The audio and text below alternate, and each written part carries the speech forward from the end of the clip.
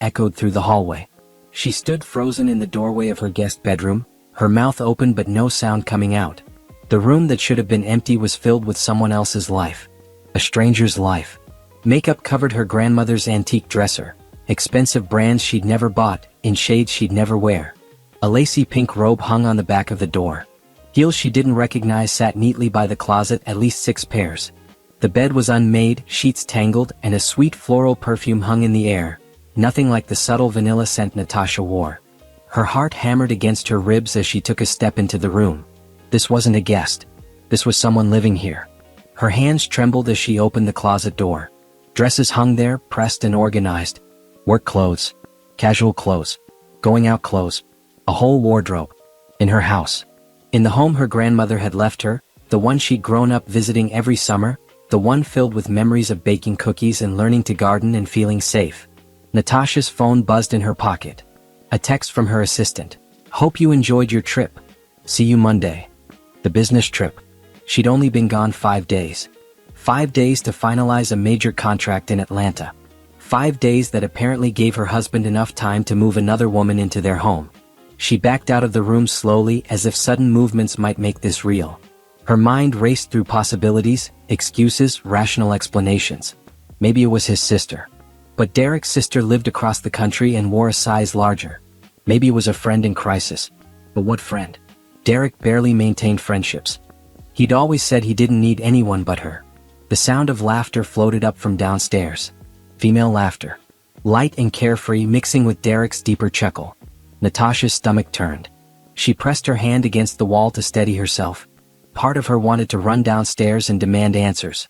Part of her wanted to run out of the house and never come back. But she did neither. Instead, she stood there listening to her husband laugh with another woman in the home she'd inherited, the home she'd welcomed him into when they married 3 years ago. She moved quietly to their bedroom. Her bedroom, she corrected herself mentally. Everything looked normal here. The bed was made the way she always made it. Her book still sat on the nightstand. The photo of their wedding day still hung on the wall, though now it made her sick to look at. She pulled out her phone and started taking pictures. The guest room. The clothes. The makeup. Everything. Her hands were steadier now. Shock was giving way to something else. Something cold and clear. Natasha heard footsteps on the stairs. She quickly closed her bedroom door and pressed her ear against it. I should check if Natasha texted, Derek's voice said. Her flight should have landed hours ago. You're so considerate. The woman's voice was young, maybe mid-20s. That's what I love about you. Natasha's jaw clenched. Well, this woman loved her husband. And from the sound of it, Derek didn't discourage it. I'll call her later, Derek said. Come on, the movie's starting. Their footsteps retreated downstairs. Natasha sat on the edge of her bed, her mind spinning. She'd been married to Derek for 3 years, together for 5. She'd supported him through his career changes, through his mother's illness, through his crisis about turning 40. She'd been a good wife, a faithful wife. She trusted him completely. And this was how he repaid her. She pulled up her contacts and found Zara's number.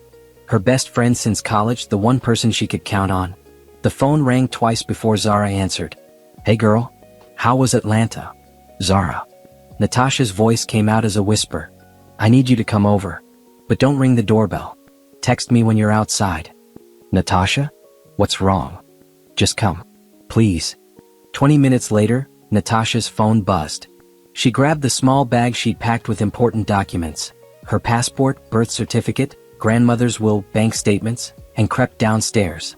Derek and his guest were in the living room, absorbed in whatever movie they were watching. She could see the back of Derek's head on the couch. Next to him sat a young woman with long auburn hair. Natasha slipped out the front door without making a sound. Zara stood by her car, eyes wide. What? Drive? Natasha said. I'll explain everything. As they pulled away from the house, Natasha looked back at the home she'd loved, the place that held her happiest childhood memories. The porch light glowed warm and welcoming, just like it had when her grandmother was alive. But nothing about that house felt warm anymore. Derek moved another woman into our house, she said flatly. Her stuff is everywhere. They're watching movies together right now like it's the most natural thing in the world. Zara's hands tightened on the steering wheel. That son of a... Don't, Natasha interrupted. I need to think clearly. I need to figure out what to do. But even as she said it, A plan was already forming in her mind. Derek thought she was soft. He thought she'd cry and forgive him like she'd forgiven smaller things before. He thought that house was his home too, that he had every right to invite whoever he wanted into it. He was about to learn how wrong he was. Natasha sat in Zara's apartment until midnight, drinking coffee and making lists.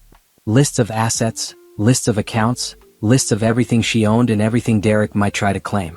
The anger had settled into something more useful now: determination. "You need to confront him," Zara said, pacing the small living room. "You need to kick them both out tonight." "No." Natasha's voice was calm. "I need information first. I need to know exactly what I'm dealing with." She returned home at 1 in the morning. The house was dark except for the porch light. She let herself in quietly and climbed the stairs. The guest bedroom door was closed. She pressed her ear against it and heard nothing. Asleep, probably. In her house. In her guest bed. Natasha went to her own bedroom and lay down fully clothed on top of the covers. She didn't sleep. She stared at the ceiling and planned.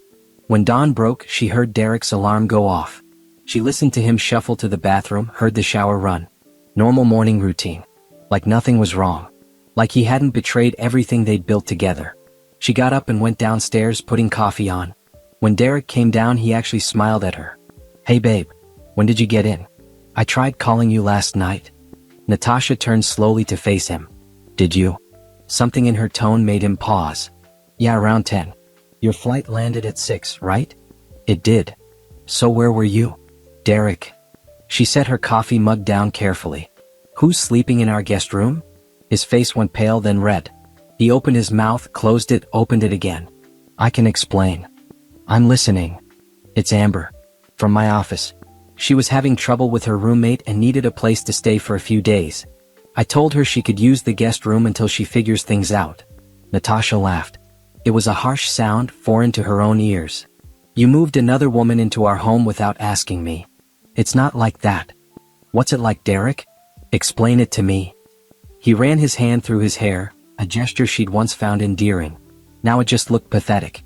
"You're overreacting. It's just temporary. She's a coworker who needed help." "How long has she been here?" He hesitated. "About a week." "A week? You moved her in the day after I left for Atlanta." "It was an emergency." "Did you sleep with her?" The silence stretched between them like a chasm. "Derek, did you sleep with her?" We're not, it's complicated." Natasha nodded slowly. "So that's a yes." "Natasha, listen." "No, you listen." Her voice was steel. "This house belonged to my grandmother. She left it to me. My name is on the deed, not yours. And you brought your mistress here to live with us like I'm supposed to just accept it? Don't call her that." "What should I call her?" "Your guest? Your coworker in crisis." Natasha stepped closer. "Get her out of my house today." Derek's face hardened. "I can't do that." "Excuse me?" "She has nowhere else to go. And honestly, Natasha, maybe this is for the best. We need to talk about our marriage." "Our marriage?" She couldn't believe what she was hearing. "You cheat on me, move your mistress into our home, and now you want to talk about our marriage?" "I'm not happy." He said it like it was her fault. "You're always working, always busy with your career. When's the last time we really connected? So you found someone who pays attention to you. How original. Don't be like that." "How should I be, Derek? Grateful? Understanding?" Footsteps on the stairs interrupted them. A young woman appeared in the doorway, wearing one of Derek's t-shirts and looking nervous. She was pretty in an obvious way, long hair, big eyes, carefully maintained appearance. She couldn't have been more than 25. "Good morning," Amber said quietly. "I'm sorry, I didn't mean to interrupt." Natasha stared at her. "Did he tell you this is my house?" Amber glanced at Derek. "He said it was your house together." "It's not. My grandmother left it to me. I own it. Alone." "Oh." Amber shifted uncomfortably. "I didn't know. Clearly there's a lot you don't know." Natasha turned back to Derek. "I'm giving you both 24 hours to figure out what you're doing. But understand this, I'm done. Our marriage is over." "You don't mean that," Derek said. "Watch me." She walked out of the kitchen, grabbed her purse and left the house again. Her hands shook as she drove, but not from fear. From rage. From the sheer audacity of it all.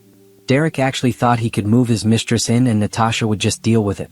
He thought she'd be understanding, maybe even share him. She pulled into the parking lot of her office building even though it was Saturday. She sat in her car and pulled up her contacts. She needed a divorce attorney. She needed a real estate agent. And she needed to move fast. By noon, she had appointments scheduled for Monday morning. By evening, she had copies of all their financial records downloaded to a secure drive. By Sunday night, she had a storage unit rented and had quietly moved some of her most precious belongings there. Her grandmother's jewelry, photo albums, important papers. Derek and Amber stayed at the house all weekend. Natasha checked into a hotel. She needed space to think, to plan. She wasn't going to act out of anger. She was going to act out of strategy. Monday morning, she met with Jennifer Torres, a divorce attorney Zara had recommended. Jennifer was sharp, no nonsense, and understood immediately what Natasha needed. The house is solely in your name? Jennifer confirmed. Yes. I inherited it. And he moved his mistress in without your permission? Correct. Jennifer smiled. It wasn't a friendly smile. He made this easy for you. We'll file for divorce based on adultery. And since the house is yours alone, you can do whatever you want with it. Can I sell it? It's your property. You can sell it, rent it, burn it down for all the law cares. Though I'd recommend selling. Natasha sat back in her chair. An idea was forming. A beautiful, perfect idea. How quickly could a house sale close in this market? With a cash buyer? 2 weeks, maybe less. Why? Natasha smiled for the first time in days. I want to sell the house.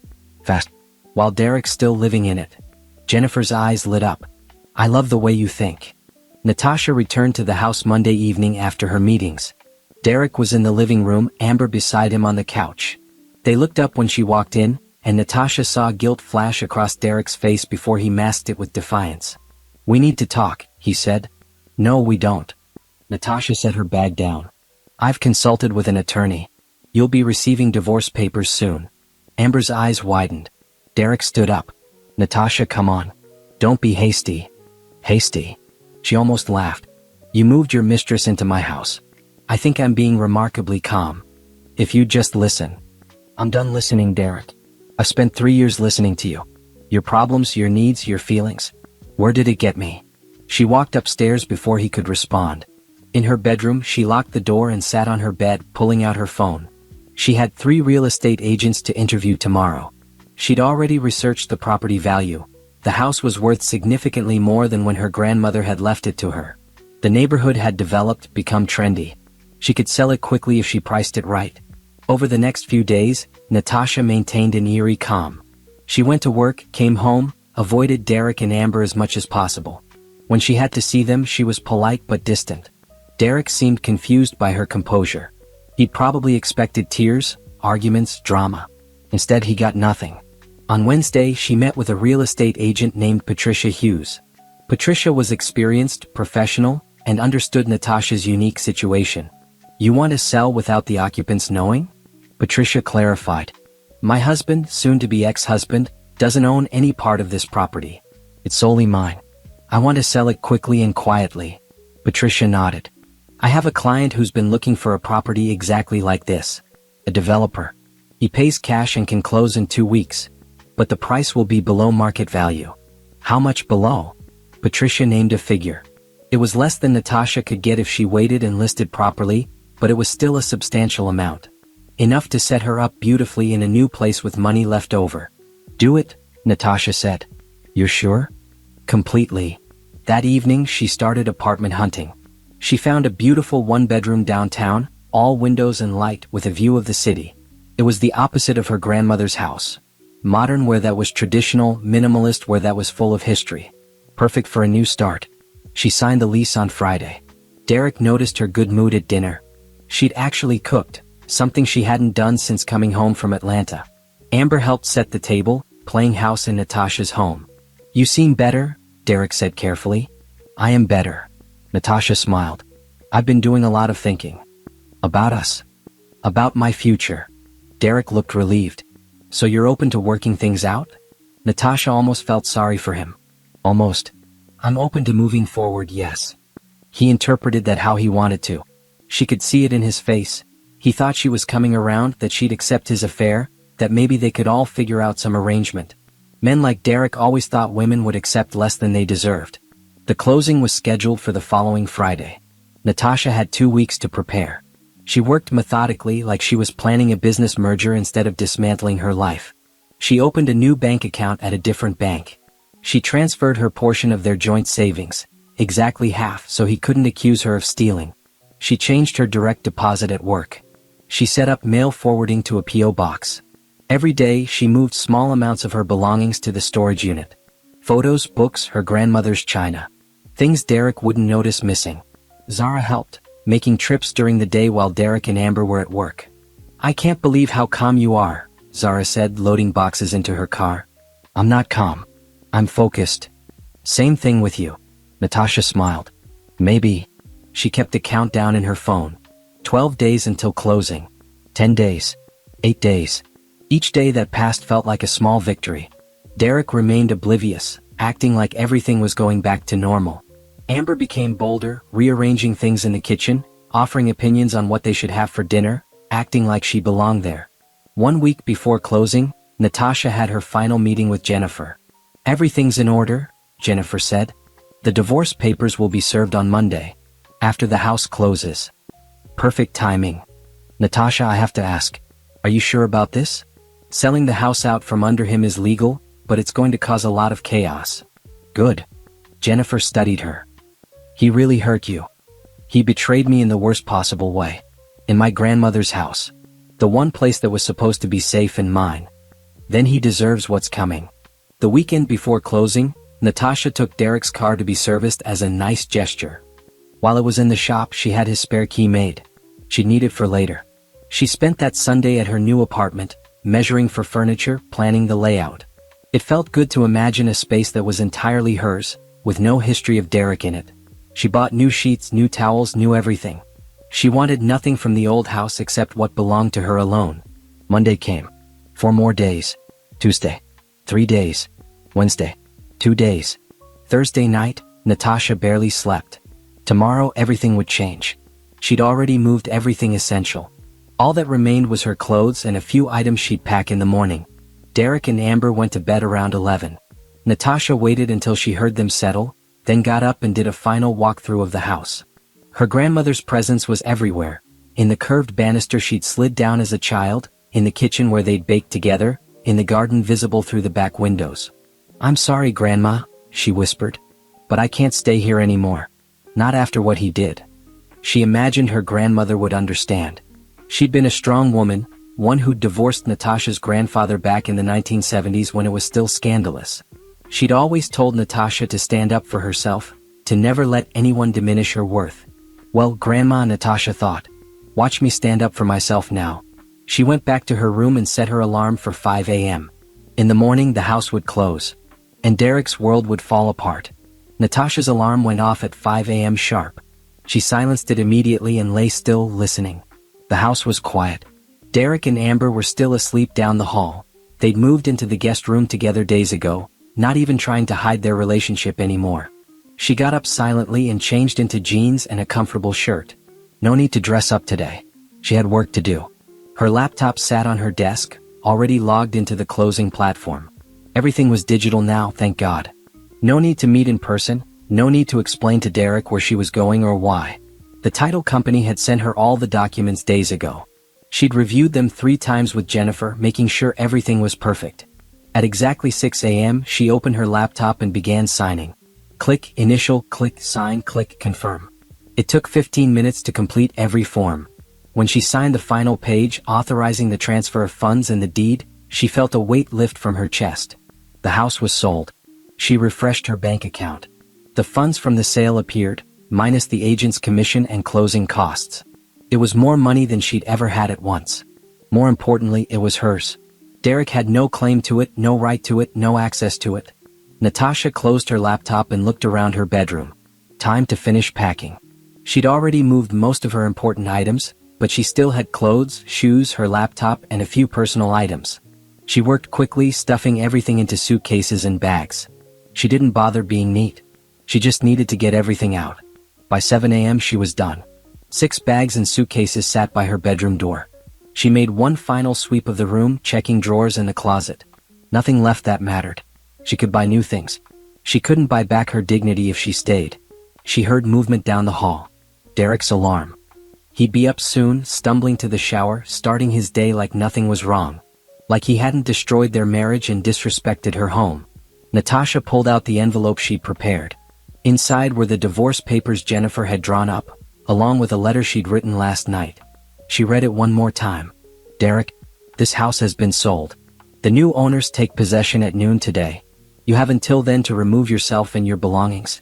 Amber needs to leave as well. Divorce papers are included. Sign them. My attorney will be in touch. Don't contact me. Don't come to my office. Don't try to explain or apologize. There's nothing left to say. The house belonged to my grandmother and she left it to me. You never had any claim to it. You thought you could move your mistress in and I'd just accept it. You were wrong. Natasha. She sealed the envelope and carried it downstairs along with her first load of bags. She made 3 trips to her car, loading everything carefully. The sun was rising, casting pink light across the lawn her grandmother had loved. Natasha felt a pang of sadness. She'd missed this house, missed the memories it held. But those memories were already tainted. Derek had made sure of that. Her phone buzzed. A text from Patricia, the real estate agent. Closing complete. Congratulations. New owners will arrive at noon with moving crew. Do you need anything else? Natasha typed back, no. Thank you for everything. She placed the envelope on the kitchen counter, propped against the coffee maker where Derek couldn't miss it. Then she walked through the house one last time. The living room where she'd curled up reading on winter afternoons. The dining room where she'd hosted friends. The garden where she'd planted roses last spring. All of it was someone else's now. She didn't cry. She'd cried enough over Derek. This was about moving forward. At 8 a.m. she pulled out of the driveway for the last time. She didn't look back. She drove straight to her new apartment. Zara was already there, waiting with coffee and breakfast sandwiches. You did it, Zara said, pulling her into a hug. I did it. How do you feel? Natasha thought about it. Free. They spent the morning unloading Natasha's car and arranging furniture. The apartment was small compared to the house, but it was hers. Every piece of furniture she'd bought herself. Every decoration she'd chosen. No compromises, no negotiations, no Derek's opinion matching more than hers. At noon her phone rang. Derek. She silenced it. He called again. And again. She blocked his number. Then Amber called. Blocked. Then Derek called from an unknown number. She let it go to voicemail. Natasha, what the hell is going on? There are people here saying they own the house. They have police with them. They're telling me I have to leave. Call me back right now. She deleted the voicemail. Zara watched her eyebrows raised. Cold? He deserves it. Another call from a different unknown number. Another voicemail. Derek's voice was panicked now. Natasha, please? I don't understand what's happening. Did you really sell the house? Where am I supposed to go? We need to talk about this. You can't just... The message cut off. Natasha made herself a cup of tea and sat by the window, looking out at the city skyline. This was her new view. Her new life. Derek and Amber could figure out their own housing situation. It wasn't her problem anymore. Her phone buzzed with texts from unknown numbers. Derek was desperate now, borrowing phones to contact her. She blocked each one without reading the messages. Finally, Jennifer called. I'm getting calls from Derek's attorney. Apparently he just hired one. They're threatening legal action. On what grounds? They're claiming you had no right to sell the marital home. But it wasn't a marital home. It was my property, inherited before the marriage. Exactly what I told them. They have no case. They're just grasping at straws. So I don't need to worry? Not at all. You did everything legally. The house was yours to sell. Derek's just upset that he got outplayed. Natasha smiled. Good. Over the next few days, Derek's attempts to reach her became more frantic. He showed up at her office, but security turned him away. He tried contacting her through colleagues, but she'd warned everyone not to pass along messages. He even tried reaching out to her mother, who told him exactly what she thought of him before hanging up.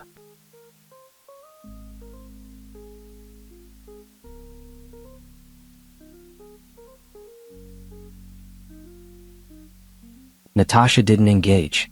She didn't argue. She didn't explain. She simply moved on. She bought new clothes for her new life. She got a fresh haircut, shorter and more modern than she'd worn it before. She joined a gym near her apartment. She signed up for a pottery class on Tuesday evenings. She did all the things she'd always wanted to do but hadn't because Derek found them boring or unnecessary. 1 week after the sale, she met with Jennifer to review the divorce proceedings. "He's fighting it," Jennifer said. "He wants half of the proceeds from the house sale." "On what grounds?" "He claims he contributed to the upkeep and maintenance, therefore he deserves compensation. He lived there rent-free for 3 years. That's what I told his attorney. We'll see if they want to take this to court. Honestly, I think they know they'll lose. They're hoping you'll settle to avoid the hassle." "I won't settle." "I figured. Just wanted you to know what you're up against." Natasha nodded. "Whatever it takes. I'm not giving him anything." She meant it. Derek had taken enough from her. Her trust, her sense of safety, her grandmother's home. He wouldn't get her money too.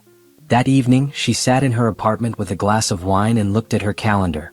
Tomorrow she had a meeting with a potential new client, a big account that could really boost her career. Next week she was flying to Chicago for a conference. In 2 weeks, she and Zara were taking a girls' trip to Mexico. Her life was fuller now than it had been in years. Freer. Lighter. Her phone buzzed. A text from an unknown number. "I know I messed up. I know I hurt you. But please, can we talk? I have nowhere to go. Amber left me. Everything fell apart. Please, Natasha." She read it twice, then deleted it and blocked the number. Derek's problems weren't hers to solve anymore. He'd made his choices. Now he could live with the consequences. The morning of the closing, Natasha had woken up with absolute clarity. Everything she'd planned for the past 2 weeks was about to unfold. As she signed the final documents transferring ownership of her grandmother's house, she felt powerful in a way she'd never experienced before. This wasn't revenge out of spite. This was reclaiming her life. After loading her car with the last of her belongings, she'd driven to her new apartment, where Zara helped her unpack. They worked in comfortable silence, occasionally laughing at Derek's increasingly desperate voicemails that Natasha played on speaker. "You have to leave immediately. The police are here. These people say they own the house." "Natasha, answer your phone." Zara shook her head. The audacity of him to sound upset. Right? Like I'm supposed to feel bad for him. By early afternoon, the voicemails had changed tone. Derek was no longer angry, he was begging. "Please, I don't have anywhere to go. Amber's blaming me for everything. Her stuff is all over the lawn because I threw it out. I'm staying at a motel right now. Please call me back." Natasha set her phone down and continued unpacking her books. She arranged them on the built-in shelves in the living room, novels she'd bought but never read because Derek thought reading was a waste of time, poetry collections she'd hidden because he'd mocked them, self-help books about building confidence and setting boundaries. "You're really not going to respond to him at all?" Zara asked. "What would I say? Sorry you're experiencing the consequences of your own actions." Fair point. That evening, Natasha took a long bath in her new bathroom. The tub was smaller than the one at the house, but it was hers alone. No sharing space, no compromising on bath products, no Derek knocking on the door asking when she'd be done because he needed to shower. She soaked until the water went cold, then put on comfortable pajamas and made herself dinner. Real dinner, salmon with roasted vegetables, food she actually enjoyed instead of the heavy, bland meals Derek had preferred. She ate slowly, savoring every bite, watching the city lights come on outside her window. Her phone buzzed again. This time it was a text from Amber's number. "You're a heartless woman. Derek told me everything. You sold his house out from under him? What kind of person does that? I hope you're happy ruining people's lives." Natasha read it and laughed out loud. The audacity. She typed back, "It was my house. And you're a homewrecker. Don't contact me again." She blocked Amber's number before there could be a response. The next few days passed in a blur of activity.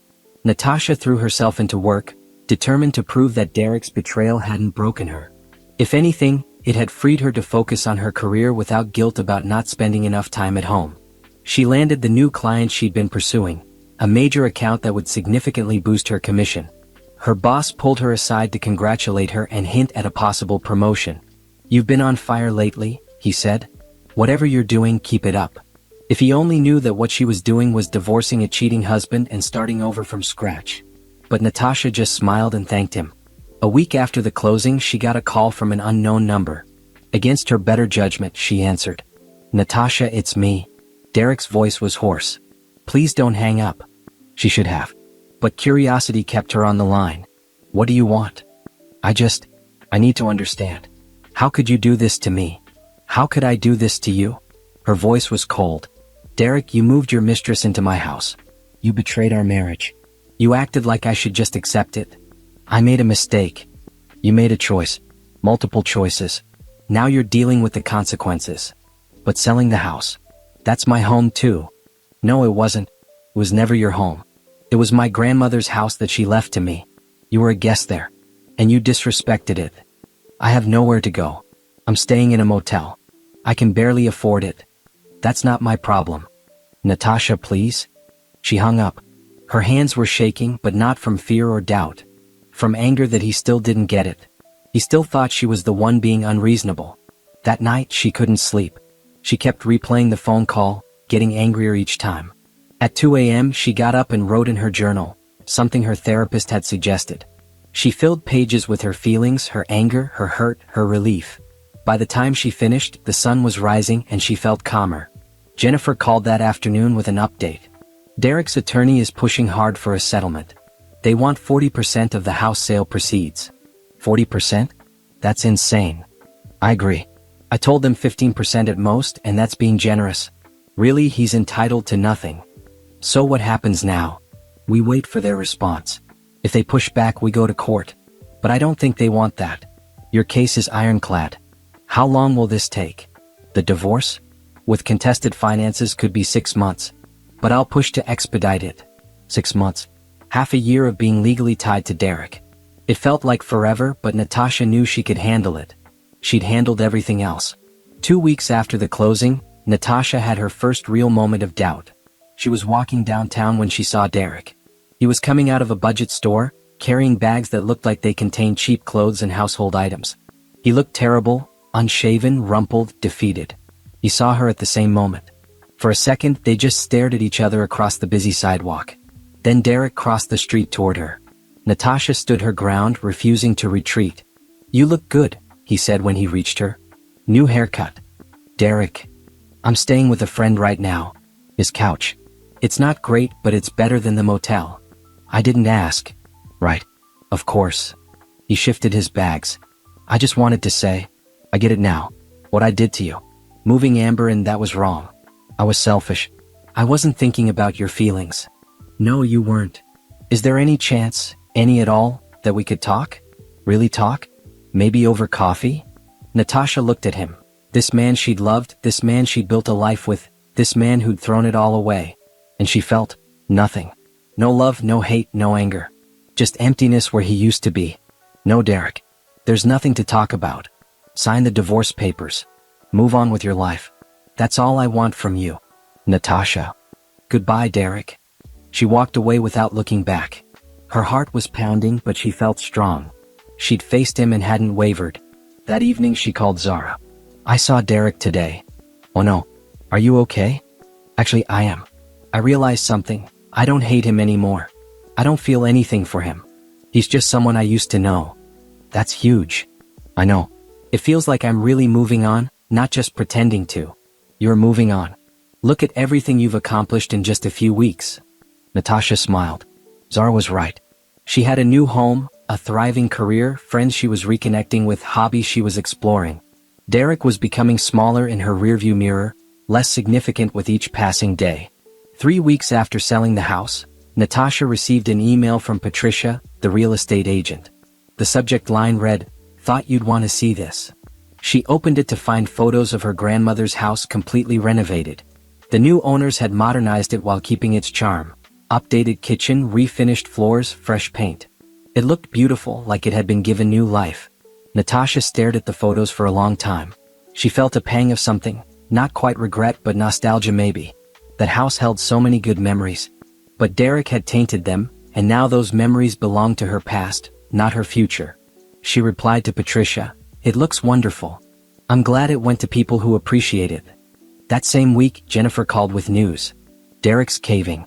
His attorney knows they have no case, so they're willing to settle for 10% of the sale proceeds in exchange for signing the divorce papers immediately. 10%. It's something. And it gets you divorced faster. But it's your call. We can fight for 0 if you want. Natasha thought about it. 10% was still a significant amount of money to give Derek, someone who deserved nothing. But the alternative was months more of being legally tied to him, more lawyers' fees, more stress. Will he sign immediately? As soon as the check clears, yes. Then do it. I want this over with. Smart choice. I'll draw up the settlement agreement. Natasha hung up and sat back in her desk chair. She was at work in her office with a view of the city. This job that Derek had sometimes resented because it took her attention away from him. This career she'd built despite his subtle undermining. Her assistant knocked on the door. Mr. Robertson is here for your 3 o'clock meeting. Send him in. The meeting went well. Mr. Robertson was impressed with her presentation and agreed to sign on for another year. Natasha shook his hand and walked him out, feeling proud. She was good at her job. She was successful. And she'd done it all herself. That evening she went to her first pottery class. She'd always wanted to try it, but Derek had called it a waste of money. The class was held in a bright studio downtown, filled with people of all ages. The instructor, a woman in her 60s with clay-stained hands and a warm smile, welcomed everyone. Pottery is about patience, she said. You can't rush the clay. You have to work with it, understand it, respect it. Natasha found the process meditative. Her first attempts were clumsy, the clay collapsing or going off-center. But she kept trying, kept adjusting, kept learning. By the end of the class, she'd made a small, wonky bowl. It wasn't perfect, but it was hers. Good first effort, the instructor said, examining it. You've got potential. See you next week? Definitely. As Natasha walked home, her apartment was only a few blocks from the studio. She felt lighter than she had in years. She was building a life she actually wanted to live, not one shaped by someone else's expectations. Her phone buzzed with a text from Derek's attorney. Settlement papers signed. Check will be sent within 3 business days. Divorce will be final 30 days after filing. She read it twice, then typed back, "Thank you." It was really over. In 30 days she'd be legally free. The thought made her smile. The next morning she went for a run along the river. She'd never been much of a runner, but lately she'd been pushing herself to try new things. The early morning air was cool, the sun just rising over the water.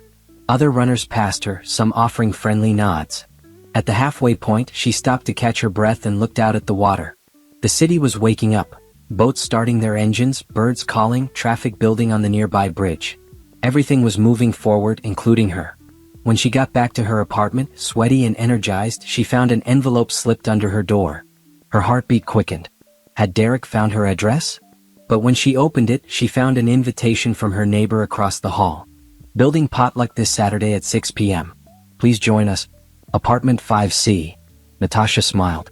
She'd barely interacted with her neighbors, too wrapped up in her own situation. Maybe it was time to change that. Saturday came and she showed up at the potluck with a homemade pasta salad. The apartment was packed with people. Young professionals, a retired couple, a single mom with 2 kids, a grad student. Everyone was friendly, curious about the new resident. What brought you to the building? Someone asked. I just got divorced, Natasha said. It was the first time she'd said it out loud to strangers. Wanted a fresh start. Good for you, the neighbor said. Here's to new beginnings. They toasted with cheap wine in plastic cups, and Natasha felt welcomed in a way she hadn't expected. These people didn't know about Derek or Amber or the house she'd sold. They only knew her as Natasha, the woman in 4B who seemed friendly and brought good pasta salad. That night, lying in bed, Natasha realized she'd laughed more at the potluck than she had in months of marriage. Real laughter, not polite laughter or forced laughter. The kind that made your stomach hurt and your face ache. Derek texted the next day from a new number. Got the settlement check. I know you probably don't want to hear from me, but I wanted to say thank you. And I'm sorry. For all of it. Natasha stared at the message for a long time. Part of her wanted to ignore it. Part of her wanted to send back an angry response about how sorry wasn't enough. But instead she typed, okay. Take care of yourself. Then she blocked the number. A week later she got another update from Jennifer. Divorce is final. Congratulations. You're officially a free woman. Natasha read the email 3 times. Free. She was free. She took herself out to dinner that night, a fancy restaurant she'd always wanted to try but Derek had thought was too expensive. She ordered the most expensive thing on the menu, drank wine from a region she couldn't pronounce and ate slowly, savoring every bite. Celebrating something? The waiter asked when he brought dessert she hadn't ordered. My divorce was finalized today. He grinned. Then this is on the house. Congratulations. The dessert was chocolate cake with raspberry sauce, rich and decadent. Natasha ate every bite. When she got home, she stood in her apartment and looked around. It wasn't much. One bedroom, small kitchen, compact living room. But every inch of it was hers. No compromises, no negotiations, no one telling her that her taste was wrong or her choices were impractical. She pulled out her journal and wrote, "Today I became legally free from Derek. But I've been free for weeks now. Really free. The divorce papers are just the final confirmation of what I already knew. I'm better off without him. I'm better off on my own. And I'm going to build an amazing life." She closed the journal and smiled. The aftermath of Derek's betrayal had been painful, but she'd survived it. More than survived, she'd thrived. And this was only the beginning. Natasha threw herself into rebuilding her life with the same focus she'd brought to her career. It had been 2 months since selling the house, 1 month since the divorce was finalized, and she was determined to create something beautiful from the wreckage of her marriage. She started with her living space. The apartment that had felt temporary at first now became her sanctuary. She painted the bedroom a soft sage green, hung artwork she'd collected over the years, but Derek had never liked and bought plants, lots of plants. Her grandmother had loved gardening, and now Natasha understood why. There was something healing about nurturing living things, watching them grow. Her career continued to flourish. The promotion her boss had hinted at became official. She was now senior account manager with a salary increase and a small team reporting to her.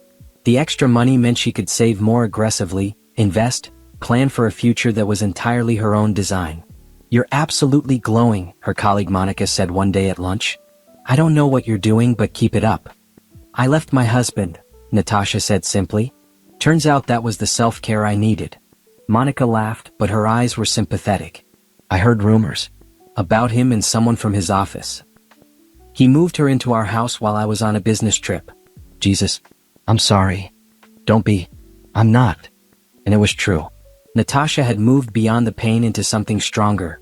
Confidence, self-assurance, the knowledge that she could handle anything life threw at her. She'd also started therapy, something she'd resisted before because Derek had mocked it. "Only weak people need therapy," he'd said once. Now she understood he'd been wrong. Therapy wasn't weakness, it was strength. It was choosing to process pain instead of burying it. Her therapist, Dr. Harrison, was a woman in her 50s who asked hard questions and didn't accept easy answers. "How do you feel about Derek now?" she asked during their 6th session. "Indifferent mostly. Sometimes annoyed that I wasted 3 years on him." "Do you think they were wasted?" Natasha considered this. "No. I learned what I don't want.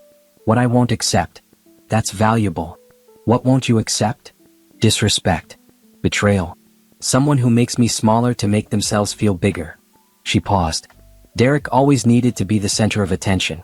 If I had success at work, he'd find a way to diminish it. If I was excited about something, he'd point out the flaws. I thought that was normal for a long time.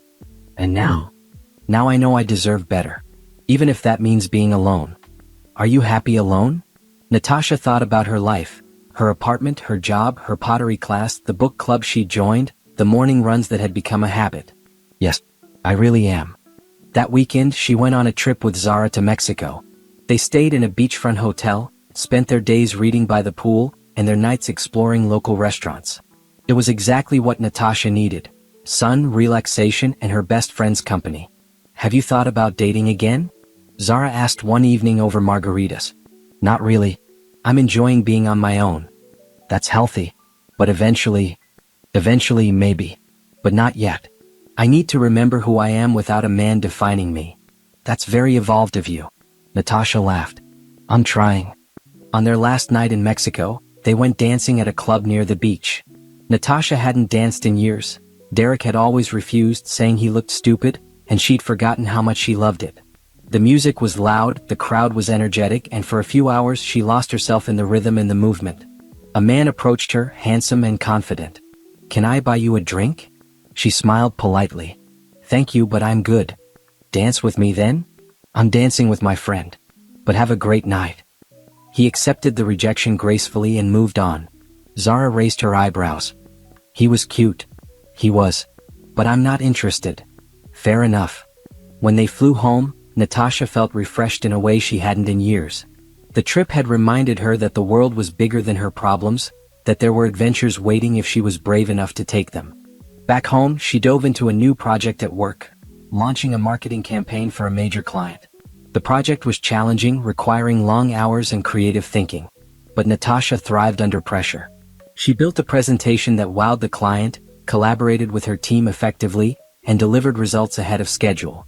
Her boss pulled her aside after the client meeting. "That was impressive. You've really stepped up lately." "Thank you. I'm enjoying the challenge." "How would you feel about leading the new business development team?" "It's a VP position. Significant pay increase, company car, better benefits." Natasha's heart raced. This was the kind of opportunity she dreamed about. "I'd love to be considered. You're my top choice. We'll make it official next month after the board meeting." Walking out of his office, Natasha felt like she was floating. A VP position. She'd worked so hard for this, sacrificed so much. And it was finally paying off. That evening, she treated herself to takeout from her favorite Thai restaurant and called her mother. "How are you, sweetie?" her mother asked. Her parents had been supportive through the divorce, though her father had offered several times to have a talk with Derek. "I'm good, Mom. Really good. I think I'm getting a promotion." "That's wonderful. I'm so proud of you." "Thanks. I'm proud of me too. You should be. You handled everything with Derek with such grace." "I don't know about grace. I sold his house out from under him." Her mother laughed. "He deserved it. Your grandmother would have been proud." That night, Natasha looked at photos of her grandmother. She'd been a formidable woman, divorced in an era when that was scandalous, raised 2 children alone, built a successful business, bought the house that had eventually become Natasha's. She'd lived life on her own terms. "I'm trying to be like you, Grandma," Natasha whispered to the photo. "I'm trying to be strong." 3 months after the divorce, Natasha's life had transformed completely. She had a career that fulfilled her, friends she saw regularly, hobbies she enjoyed, and a sense of peace she'd never experienced with Derek. She ran into Amber unexpectedly at the grocery store. Amber looked haggard, her hair pulled back in a messy ponytail, no makeup, wearing sweats. She froze when she saw Natasha. "Hi," Amber said quietly. "Amber, I just wanted to say, I'm sorry. For everything. I was young and stupid, and I didn't think about what I was doing to you." Natasha studied her. The apology seemed genuine, but it didn't matter. "Okay. Take care." She walked away without another word. Amber's apology didn't change anything. The damage was done, and Natasha had already moved past it. That night, lying in bed, Natasha realized something profound. She didn't need closure from Derek or Amber. She created her own closure by building a life she loved.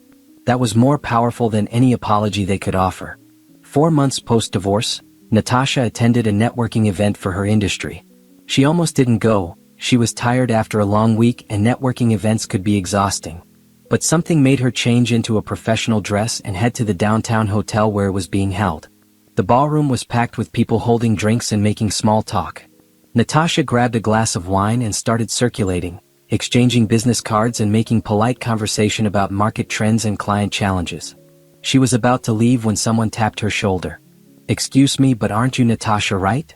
She turned to find a man about her age, maybe early 40s, with an easy smile and intelligent eyes. He looked vaguely familiar. "I am. And you are?" "Julian Foster. We met briefly at a conference last year. You gave a presentation on innovative client retention strategies." Natasha remembered. "Right. You asked about implementation timelines. I'm impressed you remember. That was a room of 200 people. I remember good questions." They fell into easy conversation. Julian ran his own marketing consultancy and was looking to expand. He had ideas that intrigued Natasha, ways to approach client relationships that challenged traditional models. "Have you eaten?" he asked after they'd been talking for an hour. "There's a great Vietnamese place around the corner." Natasha hesitated. Was this a date? Or just 2 professionals continuing a business conversation? She decided it didn't matter. "I'd like that." The restaurant was small and casual, nothing romantic about it. They ordered pho and spring rolls and continued their conversation about business, but it gradually shifted to more personal topics. "How do you balance work and life?" Julian asked. "I'm terrible at it. I work constantly. I used to be the same way. But lately I've been making an effort to do things just for me. Pottery classes, book clubs, running. Things that have nothing to do with work." "That sounds healthy. I should probably try something like that." "What do you do for fun?" He laughed. "Honestly, I don't remember the last time I did something just for fun. My ex-wife used to complain about that constantly." "You're divorced too?" 2 years now. It was messy. She wanted kids, I wanted to build my business. Neither of us would compromise, so we ended up resenting each other. Natasha nodded. I get that. My ex-husband resented my career. Then he moved his mistress into our house while I was on a business trip. Julian winced. That's awful. I'm sorry. Don't be. Best thing that ever happened to me. Made me realize I'd been compromising myself for someone who didn't appreciate me. How long have you been divorced? 4 months. The actual divorce anyway. But I've been free longer than that. They talked until the restaurant started closing.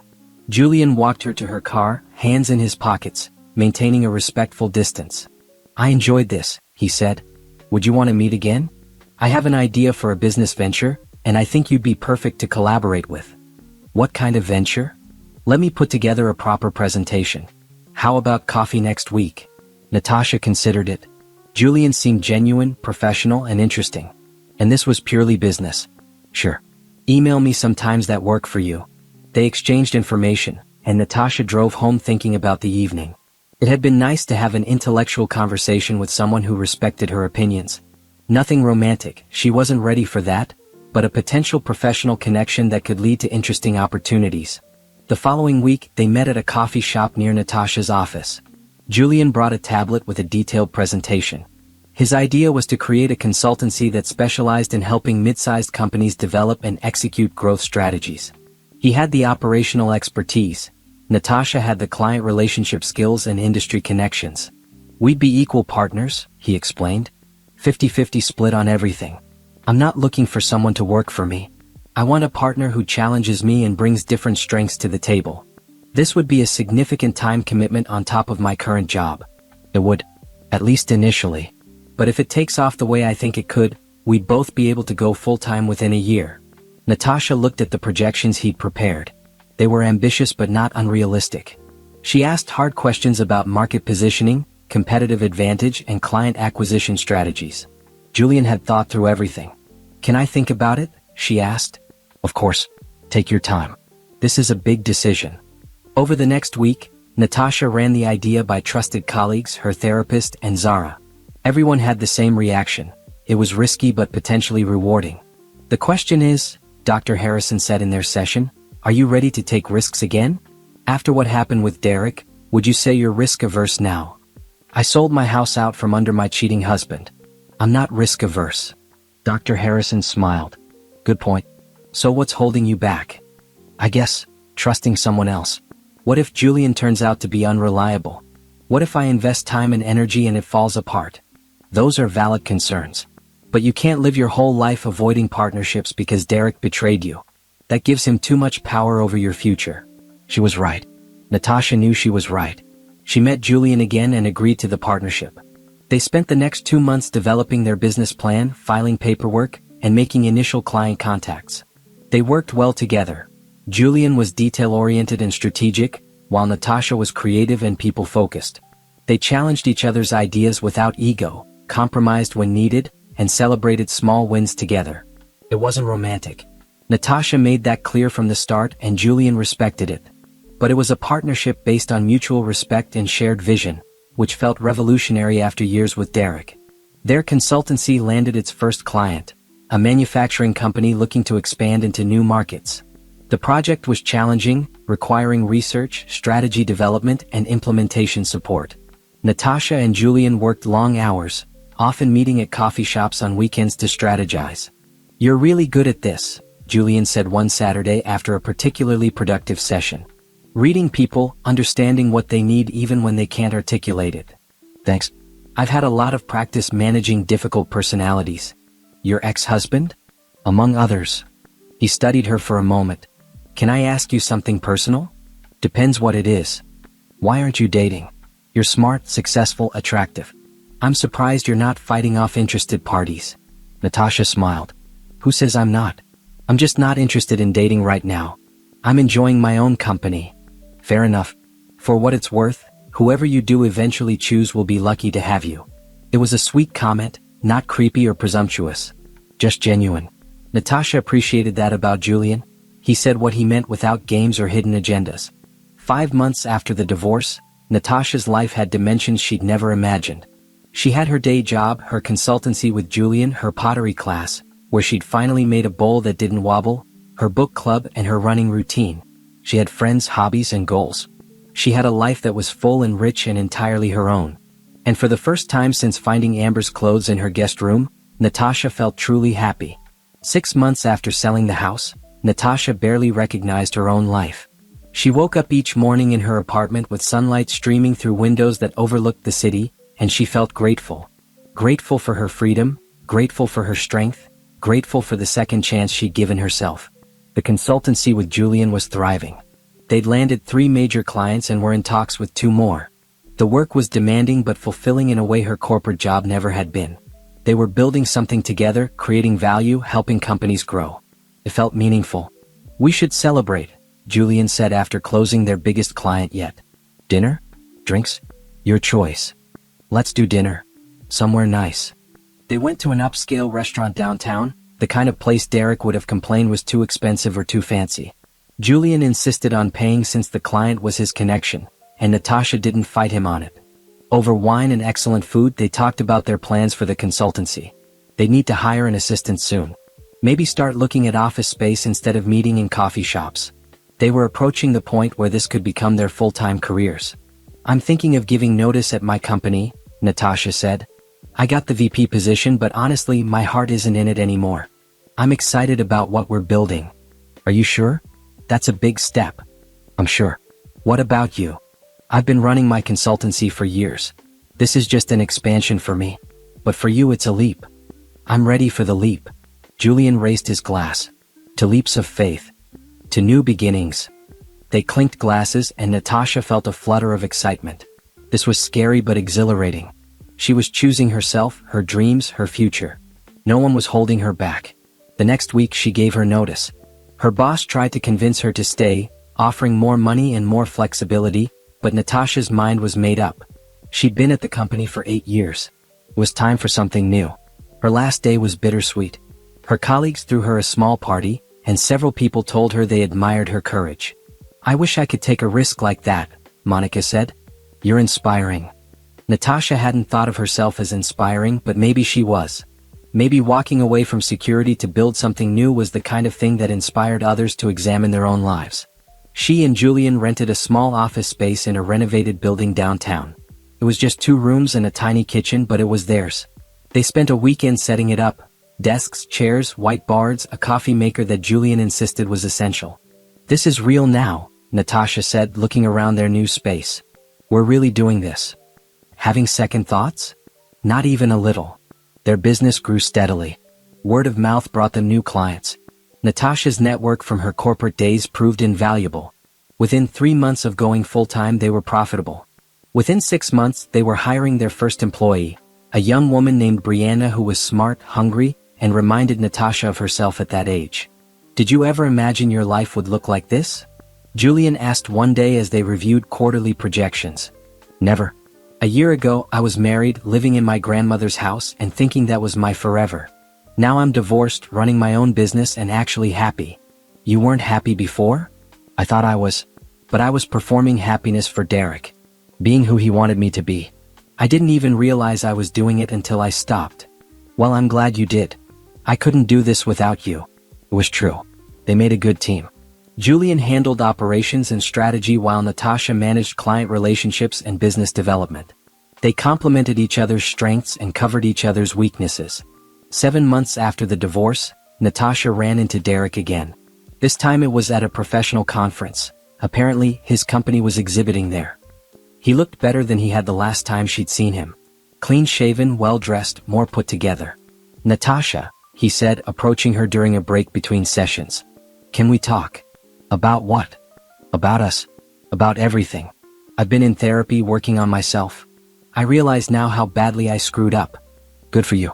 But that doesn't concern me anymore. I just want you to know that I'm sorry. Truly sorry.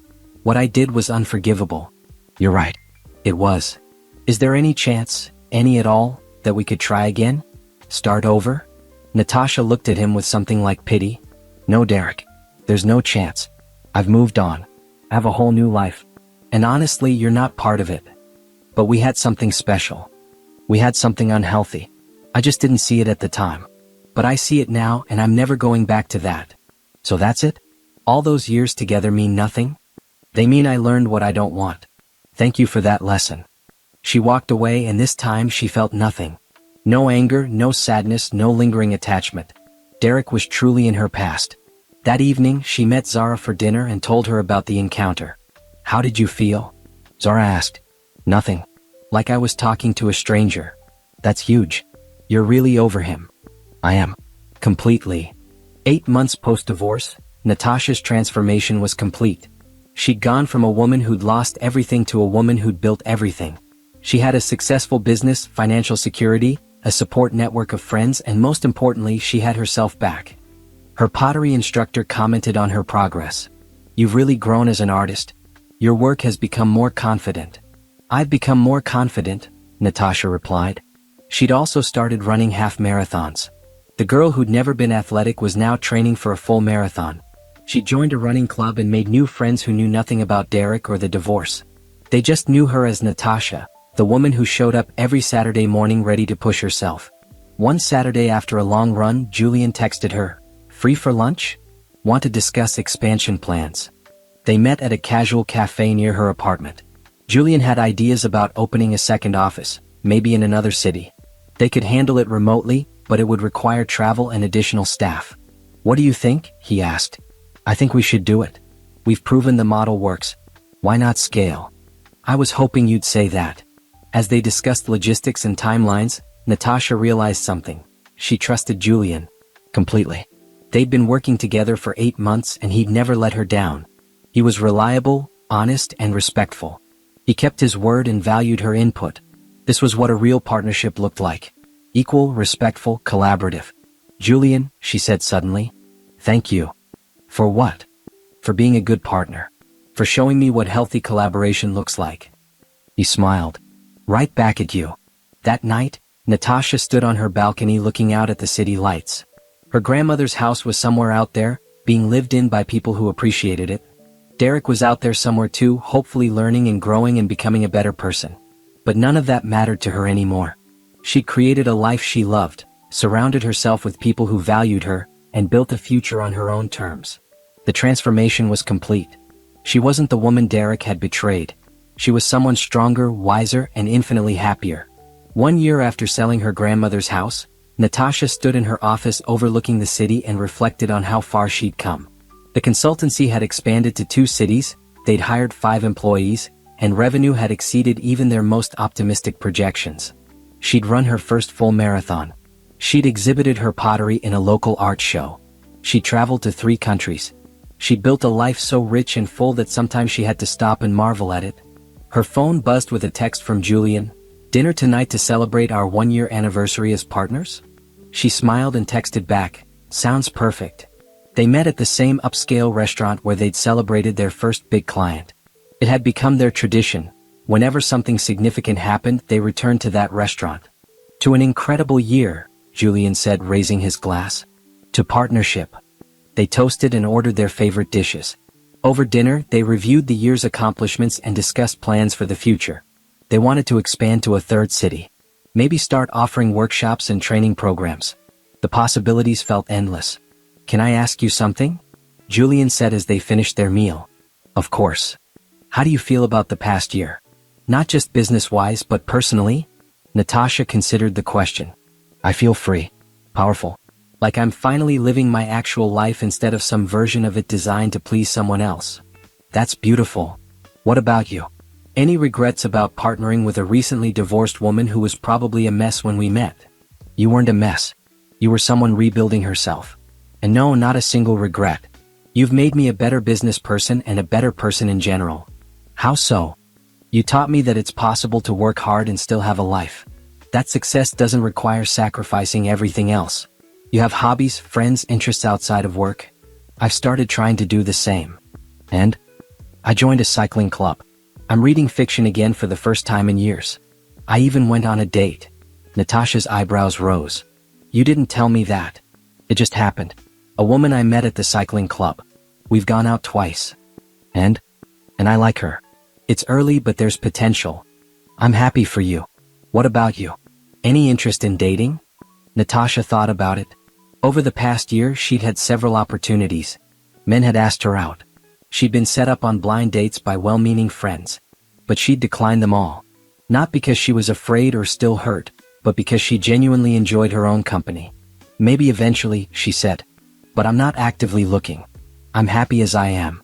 That's the healthiest thing I've ever heard. As they left the restaurant, Julian walked her to her car like he always did. But this time he hesitated before saying goodbye. Natasha, I want to tell you something. And I hope it doesn't make things weird between us. Okay. I have feelings for you. Real feelings. I have for months now.